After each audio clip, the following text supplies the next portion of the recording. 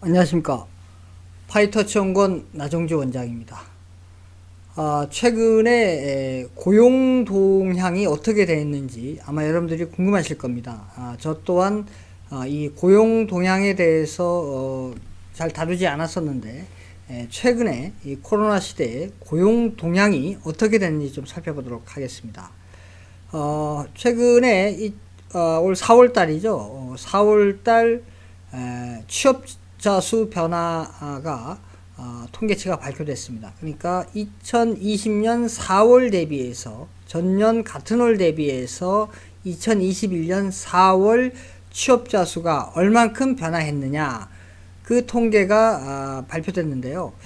뭐 상당한 그 수치가 증가한 것으로 나타났습니다. 그래서 이 코로나 상황을 이제 극복하고 경제가 정상 궤도에 올라갔다. 뭐 이런 얘기들이 있는데 과연 이 고용이 그 세부 내용이 정말 정상 수준으로 돌아왔는지 좀 살펴보도록 하겠습니다. 또한 이것을 살펴볼 때 소득주도 성장 정책을 펴기 전, 후, 이 시대와 또 코로나 시대를 같이 비교함으로써 어떻게 고용이 변화했는지 그 추이도 살펴보면서 우리가 어떤 함의도 찾을 수 있다고 봅니다. 그래서 오늘은 이 최근 고용 동향에 대해서 좀 살펴보도록 하겠습니다. 그럼 먼저 관련 기사부터 살펴보도록 하겠습니다. 2021년 5월 12일 뉴시스에 나온 기사인데요. 그 제목은 경기 회복의 고용도 훈풍, 4월 취업자 6년 8개월 만에 최대 상승이라는 주제로 기사가 나왔습니다. 지난달 취업자 수가 65만 2천 명 늘며 두 달 연속 증가하며 2014년 8월 이후 6년 8개월 만에 최대 증가폭을 기록했다. 사회적 거리두기가 완화되고 국내 생산과 소비 확대, 수출 호조 등 경기가 회복되면서 고용시장이 활기를 띠는 모습이다. 그러니까 이 코로나로부터 경기가 이제 회복되는 그런 모습을 띠면서 고용도 같이 회복되고 있다. 그래서 최대폭으로 6년 8개월 만에 최대폭으로 상승했다. 이런 제목의 기사가 나왔습니다. 그럼 지금부터 세부적으로 관련 데이터를 살펴보도록 하겠습니다. 이 그래프는 전년 동월 대비 취업자 수 변화를 나타냅니다. 전체 취업자 수 변화를 나타냅니다. 자, 단위는 이제 1000명 단위고, 자, 보시면은 맨 좌측이 소득주도 성장 정책 전, 중앙이 이제 소득주도 성장 정책 후고, 그다음 맨 오른쪽이 이제 코로나 시대를 나타내겠습니다. 자, 소득주도 성장 정책으로 인해서 고용 참사가 발생했다고 하는데, 현재 그래프에 보신 것처럼 중앙에 있는 그래프입니다. 그다지 그렇게 낙폭이 그렇게 크지 않은 것처럼 보이는데, 그 이유는 이 코로나 시대 충격이 워낙 컸기 때문에 그래프의 어떤 스케일링이 이렇게 작아 보이는 겁니다. 실제 수치를 보면 소득주도 성장 정책 전인 2017년 이제 9월 달에는 2016년 9월 달 대비해서 약 31만 4천 명이 늘었습니다. 그러다가 소득주도 성장 정책의 핵심 수단으로 최저임금을 16.4% 올린 이후에 2018년 2월 달에 보면은 그 증가량이 10만 4천으로 약 20만 명 정도가 줄었습니다. 그래서 그러나 이제 그 그래프상에는 그렇게 낙폭이 작은 거로 보이는데 이거는 전체 맨 오른쪽에 있는 코로나 이 충격이 워낙 컸기 때문에 스케일링이 작게 보이는 것 뿐입니다. 그래서 그 트렌드를 보면 소득주도 성장 정책을 펴니까 그런 전년 같은 월 대비해서 그 증가하는 그 증가폭이 많이 줄게 됩니다. 소득주도 성장 정책 이후에 많이 줄게 되다가 이렇게 고용 참사가 발생하니까 정부에서 다급해서 60대 이상의 그런 그다지 그렇게 질이 좋은 그런 일자리가 아닌 단기 일자리를 많이 만들어서 이것을 봉합하는 거죠. 그래서 중앙에 있는 그래프를 보시면은 그래프가 처음에 내려갔다가 다시 올라가는 것을 알 수가 있습니다. 그래서 보시면은 코로나 직전까지 2020년 1월 달에는 56만 8천 명으로 늘어납니다. 그러다가 코로나로 인해서 큰 타격을 받으면서 급기야는 2021년 1월 달에는 98만 2천 명까지 확 떨어지게 됩니다. 그러다가 2021년 4월 달 최근에 발표된 그 고용 동향에서는 65만 2천 명으로 이제 크게 증가하게 되는 겁니다. 자, 보신 것처럼 엄청나게 2021년 1월 달에 비해서 2021년 4월 달에 엄청나게 이제 증가한 것을 알 수가 있겠죠. 그래서 전체적으로 보시면은 이 전체 그래프만 봤을 때는 2021년 4월 달에 이제 이 고용, 그러니까 취업자 수 증가하는 것이 예년 수준을 극복하지 않았나, 이렇게 보여지고 있습니다.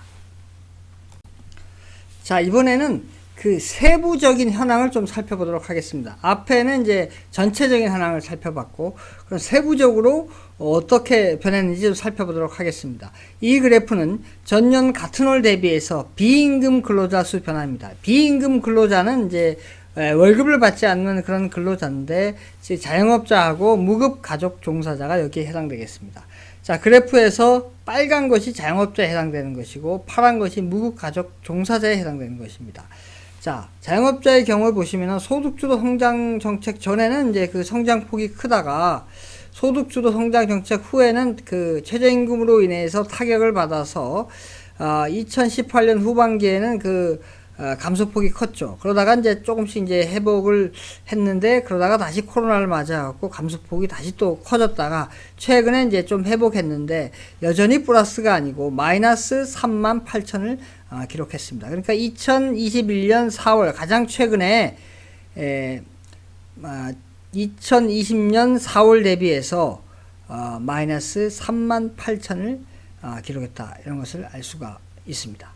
그러니까 자영업자는 사실 이제 소득주도 성장 정책 전 수준은 아직 회복하지 못한 것을 알 수가 있습니다.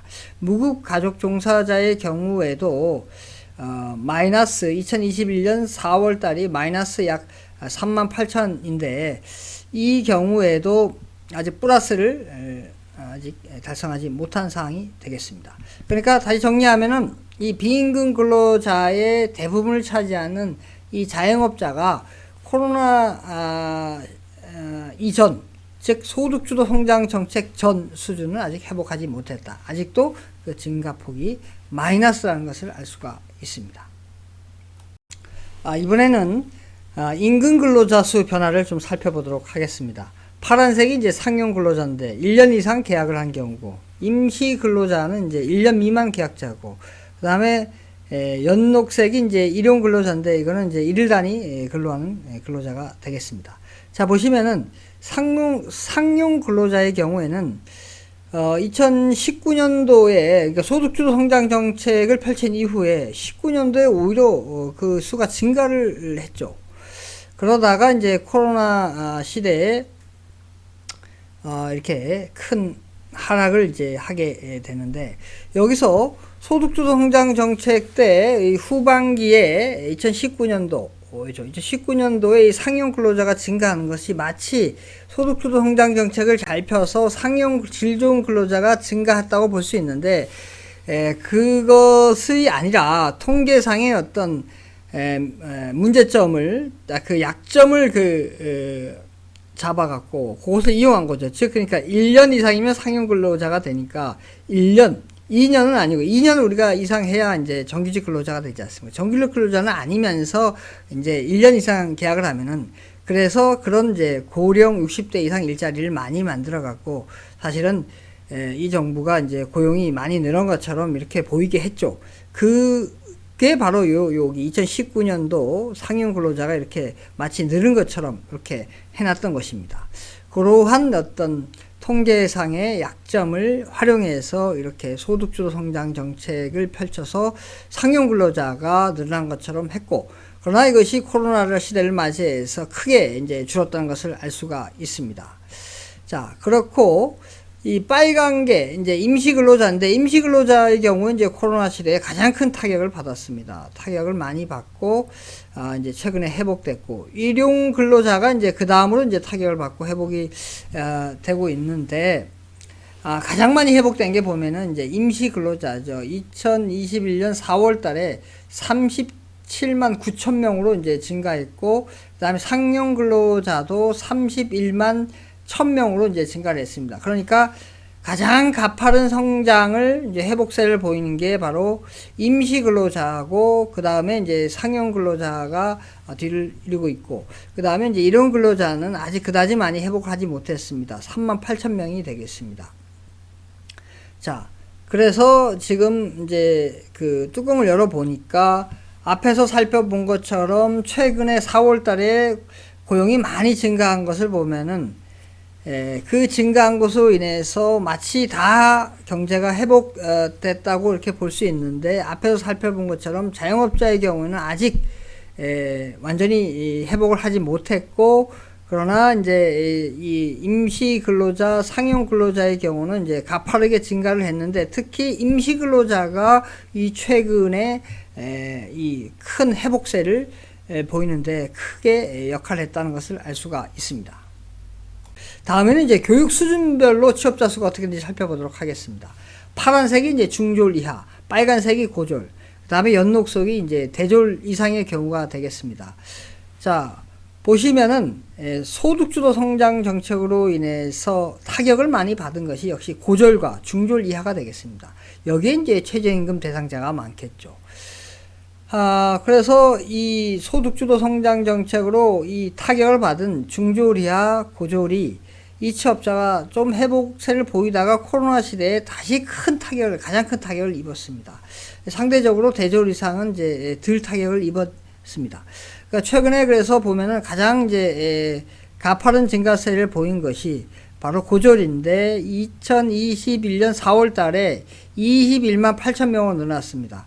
그러나 2021년 1월 달에는 무려 50만 8천 명이 줄었죠. 그러다가 이제 2021년 4월 달에 이제 크게 증가하게 된 것입니다. 그리고 이제 대졸 이상에서도 이제 2021년 4월 달에 44만 1천 명으로 이제 많이 증가를 했습니다. 중졸 이하는 이제 2021년 1월 달에는 또 약 한 50만 명 정도로 이렇게 감소했다가 2021년 4월 달에는 이제 7천 명 정도 감소하는 것으로 감소폭이 많이 줄었지만 아직 플러스 증가세를 못 보이고 있다는 것을 알 수가 있습니다. 다음은 이제 직업별로 살펴보겠습니다. 직업별 취업자 수 변화를 살펴보면 직업은 관리자, 전문가, 사무종사자, 서비스 종사자 등등이 있습니다. 자, 빨간색이 바로 단순 노무 종사자에 해당되는 것입니다. 자, 빨간색의 경우 보시면은 소득주도 성장 정책을 편 이후에 가장 크게 이제 하락을 했다는 것을 알 수가 있죠. 여기에 이제 최저임금을 많이 받는 사람이 포함됐겠죠. 그러다가 이제 조금 회복되다가 코로나를 맞아서 감소했다가 다시 또 증가했다가 또 크게 또 감소했다가 가장 최근 2021년 4월 달에는 47만 6천 명이 증가했다는 것을 알 수가 있습니다. 그러니까 단순 노무 종사자가 가장 많이 증가했다는 것을 알 수가 있습니다. 그러니까 앞에서 살펴본 거는 이제 임시 근로자가 급속하게 증가를 했고, 또 직업별로 보니까 단순 노무 종사가 급속하게 증가했습니다. 그러니까 최근에 이 4월 달에 이 고용이 크게 회복됐다는 것은 취약 계층에서 많이 증가했다는 것을 알 수가 있습니다. 이번에는 이제 산업별로 좀 살펴보겠습니다. 이 산업별로는 아주 복잡하기 때문에 가장 최근 그 시기만 이제 발췌해서 갖다 놨습니다. 바로 이제 2021년 4월 달입니다. 2020년 4월 달 대비해서 2021년 4월 달에 얼만큼 산업별로 취업자가 증가했는지 그 현황을 보여주고 있습니다. 자, 보시면은 보건업 및 사회복지 서비스업이 22만 5천 명으로 가장 많이 두드러지게 증가했다는 것을 알 수가 있고, 그러나 이제 도매 및 소매업은 18만 3천 명이 이제 감소한 것으로 많이 감소를 했다는 것을 알 수가 있습니다. 그러니까 도소매업은 이제 자영업자가 많이 포함되어 있는 그런 이제 업종이 되겠죠. 자, 이 보건업 및 사회복지 서비스업은 여기에 이제 국민의 세금이 많이 들어가는 이제 업종이 되겠습니다. 그러니까 국민의 세금을 많이 투여해서 2021년 4월 달에도 역시 고용을 증가시켰다는 것을 알 수가 있고, 이 자영업자의 경우에는 아직도 그 코로나 이전 회복을 하지 못했다는 것을 알 수가 있습니다. 이렇게 좀 장하게 살펴봤는데 최근 고용 동향을 한마디로 요약해서 좀 말씀을 드리겠습니다. 자영업자는 소득주도 성장 정책 전 이전 수준으로 아직 회복하지 못했다. 임시 근로자의 가파른 회복이 있었고 상용 근로자도 또 한몫을 했다. 고졸 근로자의 가파른 회복이 있었고 대졸 이상도 한몫을 했다는 것을 알 수가 있습니다.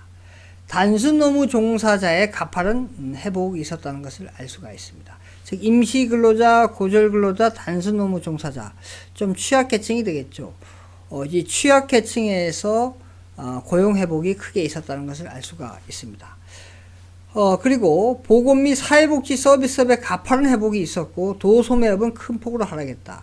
이 보건 및 사회복지 서비스업이 바로 세금이 많이 들어가는 그런 업종이 되겠습니다. 그러니까 최근에 경제 회복을 한 것은 세금을 많이 투입한 그런 곳에서 이 고용 증가가 있었다. 큰 증가가 있었다. 이런 것을 알 수가 있습니다. 그래서 종합적으로 말씀을 드리면은 아직 자영업자들이 정상적으로 코로나 이전 수준으로 회복을 못한 상태이기 때문에 우리가 체감적으로 느끼기에 아직 이 코로나 사태가 아직 우리한테 심각하다는 것을 알 수가 있고, 그러나 이 정부의 재정을 투입해서 이 고용을 이제 어느 정도 좀 회복을 시켰는데, 이것도 우리 재정이 이제 어느 정도 재정 효과가 사라지게 되면 이 또한 또 계속 또 지속될 수가 없는 그런 일종의 직종이 되겠습니다. 그래서 우리가 이제 근본적으로 이 고용은 이 코로나와 같은 감염 사태가 오더라도 큰 타격을 받지 않는 그런 어떤 질 좋은 일자리를 진짜 많이 만들어야 될 것입니다. 그것은 바로 민간 기업에서 할 것입니다. 정부가 이렇게 재정을 투입해서 하는 것은 재정이 고갈나면, 재정이 어려우면 이렇게 당연히 그 숫자가 줄게 돼 있기 때문에, 특히나 이런 이 코로나 같은 감염 사태가 벌어져 갖고 이 재정에 큰 여력이 없으면은 또 큰 타격을 입는다는 것을 우리가 이번에 경험했지 않습니까? 그래서 어떠한 충격에도 잘 견딜 수 있는 좋은 일자리를 만들기 위해서는 이 정부의 전향적인 이 정책 변화가 있어야 되겠죠. 이 정책 변화가 없다면은 우리가 앞으로의 미래도 우리가 기대할 수가 없겠죠. 그래서 내년에 이제 대선이 있는데 그 대선에서 우리가 이런 정책 변화를, 좋은 일자리를 만들 수 있는 그런 정부를 우리가 선택해야 될 것이라고 생각됩니다. 오늘은 여기까지 하겠습니다. 구독, 좋아요 부탁드립니다. 감사합니다.